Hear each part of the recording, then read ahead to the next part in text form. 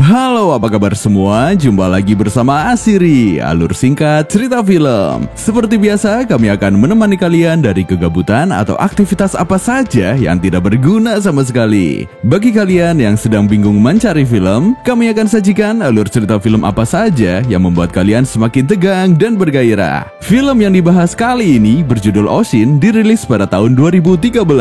Film ini menceritakan kisah anak umur 7 tahun yang harus bekerja untuk membantu kebutuhan orang tuanya yang sangat kekurangan.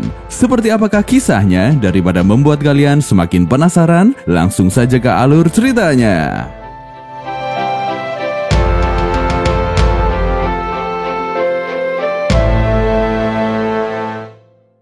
Pada era Meiji tahun 1907, diperlihatkan seorang anak sedang makan malam bersama keluarganya. Anak itu bernama Oshin.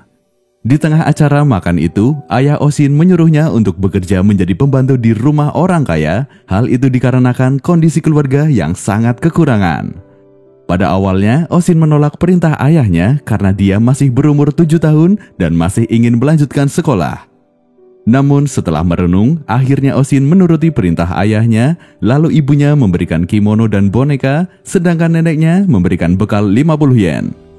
Pagi harinya, Oshin diantar oleh pamannya naik sampan. Ibunya tampak sedih melepas kepergian anaknya. Sesampainya di rumah orang kaya, Oshin mendapat majikan yang cukup kejam. Dia langsung disuruh bekerja sebagai pembantu. Dia mengerjakan semua pekerjaan rumah tangga mulai dari masak, mencuci, sampai membersihkan rumah. Walaupun Oshin sudah sangat keras dalam bekerja, namun majikannya masih sering memarahi Oshin, bahkan dia juga diberi makanan sisa yang sangat sedikit. Puncaknya, ketika majikannya kehilangan uang 50 yen, Oshin kemudian dituduh mencuri uang tersebut. Karena tidak melakukan hal itu, Oshin pun menolaknya, tapi sang majikan masih bersikeras menuduh Oshin hingga dia menggeledah Oshin dan menemukan uang 50 yen pemberian nenek Oshin. Majikan itu pun langsung marah serta memukuli Oshin.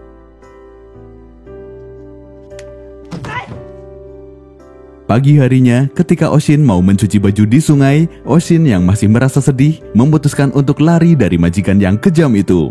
Namun naas, cuaca pada saat itu sangat buruk, salju turun dengan lebat. Oshin yang kelelahan dan kedinginan akhirnya pingsan. Beruntung Oshin ditemukan oleh pemburu bernama Shunsaku yang menyelamatkannya serta membawanya ke gubuk milik pemburu itu. Setelah beberapa lama, Oshin sadar dan menceritakan semua hal yang dia alami pada Shunsaku dan temannya.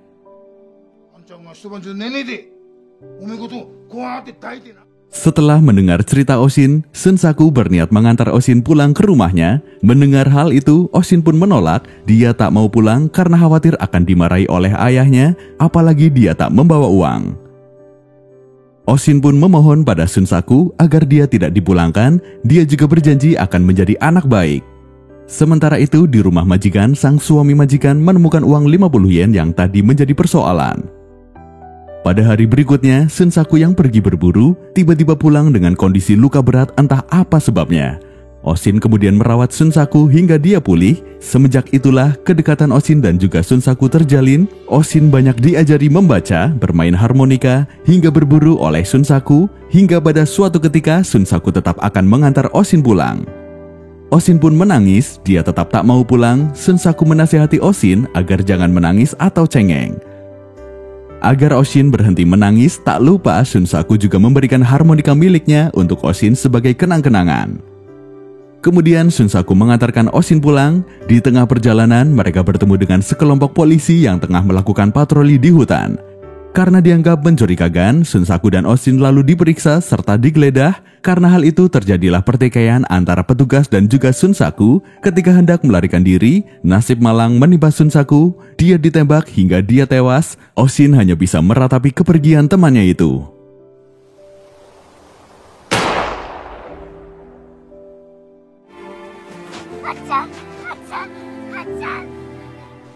Singkat cerita, Oshin pun tiba di rumahnya. Ibunya sangat bahagia melihat putrinya pulang. Namun di sisi lain, kekhawatiran Oshin pun terjadi. Dia dimarahi oleh ayahnya karena pulang terlebih dulu tanpa membawa uang. Tak hanya itu, sang ayah juga menyuruh Oshin untuk pergi mencari pekerjaan yang lain. Untungnya Oshin langsung dibela oleh ibunya. Di rumah, Oshin harus melihat hal yang tak kalah menyedihkan. Karena kondisi yang sangat kekurangan, Oshin harus melihat adiknya yang bernama Shumi diadopsi oleh orang lain. Hari-hari Oshin hanya bisa merenung dan bermain harmonika meratapi kondisi keluarganya. Selanjutnya, pada tahun 1908, Oshin kembali mencari pekerjaan di rumah keluarga Kagaya. Pada awalnya, keluarga itu menolak Oshin bekerja di sana karena telah banyak pembantu. Selain itu, karena Oshin masih terlalu kecil. Tapi Oshin tetap memohon agar bisa bekerja di sana karena kasihan dan melihat Oshin sungguh-sungguh ingin bekerja. Akhirnya Oshin diterima bekerja di keluarga itu. Di sana Oshin bekerja sangat rajin hingga membuat orang di sana kagum. Oshin pun kaget merasakan seluruh orang yang ada di sana sangat baik. Namun pada suatu ketika, Oshin yang sangat suka membaca, dia mengambil buku anak majikannya yang bernama Kayo. Tapi ketika dia belum selesai membaca, dia dipanggil oleh ibu Kayo sehingga dia menyimpan buku itu di sakunya. Sementara itu, Kayo sedang mencari buku itu. Alhasil, Oshin kembali dituduh mencuri. Pada malam harinya, Oshin disidang. Oshin mengatakan dia hanya ingin membaca dan tak berniat mencurinya. Akhirnya Oshin pun diampuni dan kembali bekerja. Sikap para penghuni rumah yang baik pada Oshin membuat Kayo cemburu. Kayo lalu merebut harmonika milik Oshin. Mengingat harmonika itu sangat berharga, Oshin tetap mempertahankannya, tapi Kayo malah merusaknya sehingga terjadi perselisihan antara keduanya yang menyebabkan Kayo terluka.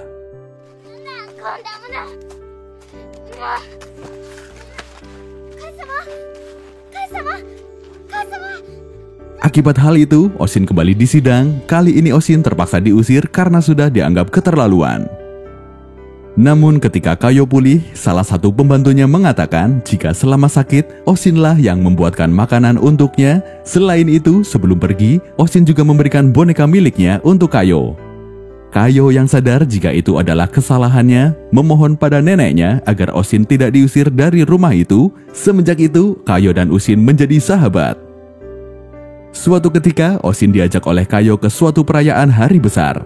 Di situ dia kaget karena dia melihat ibunya sedang bersama lelaki lain. Ternyata ibunya kini telah menjadi PSK. Pada malam harinya, di saat orang pada tidur, Oshin keluar untuk menemui ibunya. Sang ibu sangat bahagia karena dia bisa bertemu lagi dengan putrinya.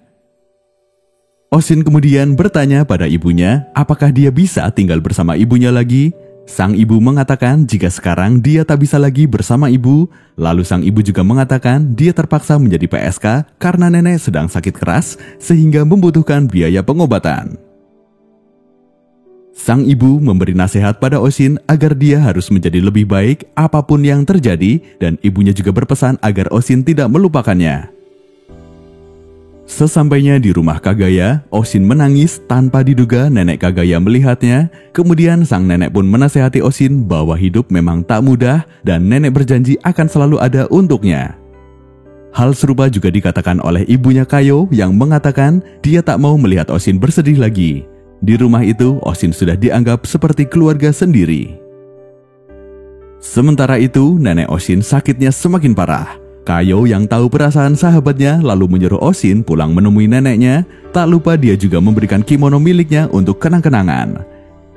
Oshin langsung bergegas pulang untuk menjenguk neneknya. Namun sayang ketika masih dalam perjalanan, sang nenek telah pergi untuk selamanya. Pagi harinya, sang ibu menasehati Oshin bahwa semua orang pada akhirnya akan meninggal. Lalu sang ibu juga memberikan pesan terakhir yang disampaikan nenek. Ibu Oshin juga berpesan agar dia jangan bersedih lagi. Ibu Oshin juga mengingatkan pesan yang disampaikan nenek Kagaya jika dia akan selalu ada untuk Oshin. Setelah beberapa saat merenung, Oshin pun mengerti. Oshin mengatakan jika telah dewasa, dia ingin seperti ibunya. Sang ibu mengatakan jika Oshin pasti akan bisa lebih hebat lagi. Ibunya juga kembali berpesan agar apapun yang terjadi, hiduplah dengan tabah. Dan di akhir cerita, Oshin kembali ke rumah keluarga Kagaya. Seperti itulah kisah anak umur 7 tahun yang harus bekerja untuk membantu kebutuhan orang tuanya yang sangat kekurangan. Kasih sayang yang tulus tak pernah membuat hati terhunus. Meskipun keadaan sedang tergerus, tetap mampu menjaga agar tidak pupus, karena kasih sayang yang tulus berjalan bukan dengan ambisius. Terima kasih dan sampai jumpa di alur cerita selanjutnya.